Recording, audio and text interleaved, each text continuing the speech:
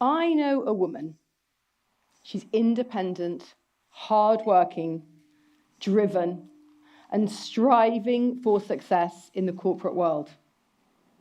She wanted to be the very best she could be.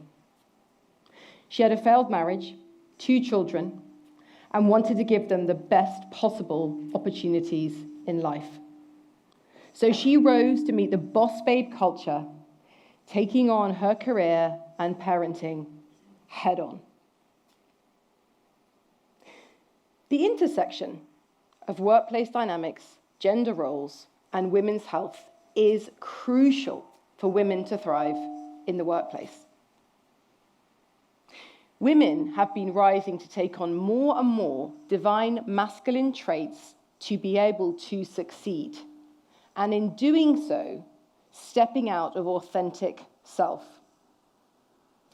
This really comes to a head during perimenopause, when women hit a new stage in their life when their hormones start changing. Now, we all have divine masculine and divine feminine traits. It's not gender specific. So come on a journey with me, and please suspend your preconceived ideas on what you think and your bias may believe it means to be a man or a woman. And we all have divine masculine and divine feminine traits. Divine masculine traits might typically include analytical, logical, head-led leadership, assertive. And divine feminine traits might typically include heart-led leadership, emotional intelligence, relationship building, finding unique solutions to problems. And remember, regardless of the gender you identify to, we all lead with one. Now, the workplace has shifted a lot, and women have been taking on more of these divine masculine traits, such as assertiveness, competitiveness, and a strong strive and pursuit for career success. Now, in doing so, women have been stepping out of what feels natural to them if they are divine feminine led. And it is burning women out. Women are struggling, and more women are dropping out of the workplace. McKinsey reported that over 50% now, an unprecedented rate of women, are feeling burned out. This is an epidemic. Now, the physiological impact of what's going on for women when they're under this kind of pressure is a rise in cortisol. Cortisol, the stress hormone, when consistently and constantly elevated, wreaks havoc on our bodies and can have us feeling anxious, depressed. It impacts our sleep, and many women can gain weight with a highly standard level that's too high in cortisol. By women stepping up to the boss babe expectations, having a family, being a good partner, being strong at work, these societal expectations have women pushing harder, and when it feels too much, women feel that they have failed. Herbert Freudenberger, 1975, said there were 3 components to burnout. 1, emotional exhaustion. 2, feeling nothing you do makes any difference. And 3, a decreased sense of accomplishment. Women continue to take on the lion's share of the work at home, the 2nd, 3rd, 4th, unpaid shift. And all of this leads to emotional exhaustion when it becomes too much, the first stage of burnout. Now, over the last 40 years, things really have shifted in the workplace when you think about how women have evolved to take on more and more in the workplace.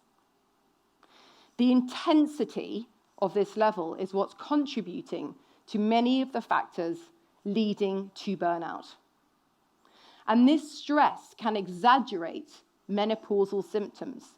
And when you hit perimenopause, this all comes together like the perfect storm. The continuous high cortisol really plays with our adrenal system.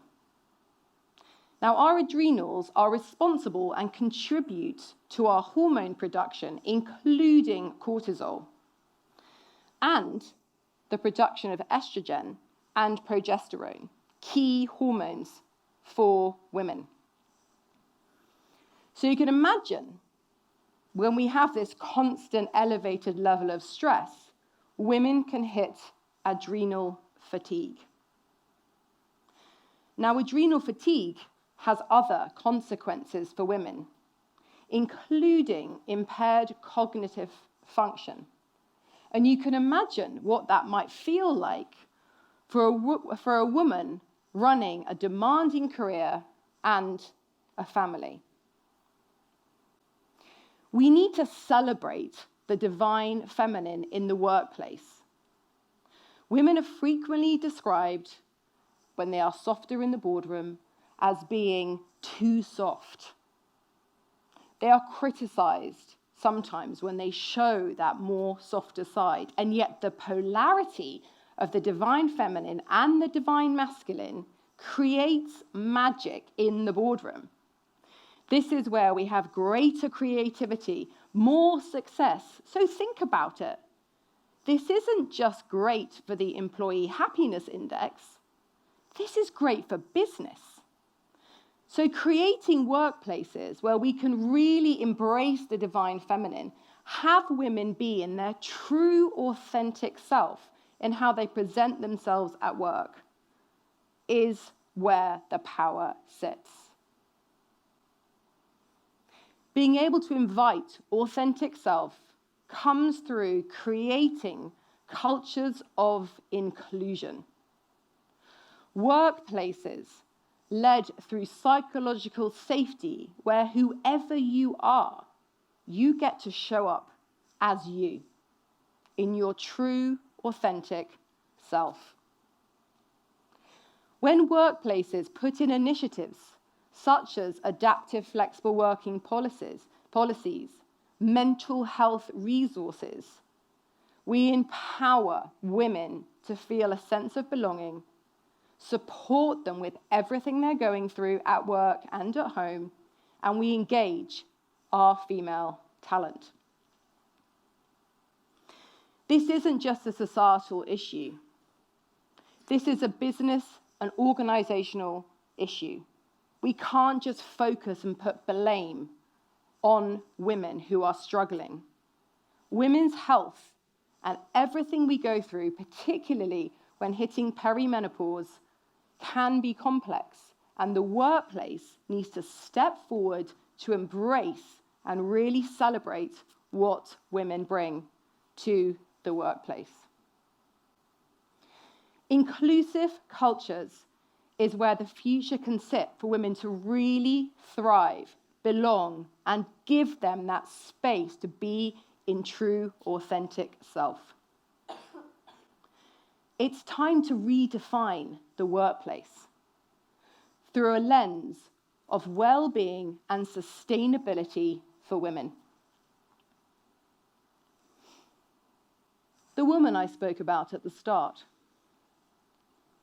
she burned herself out.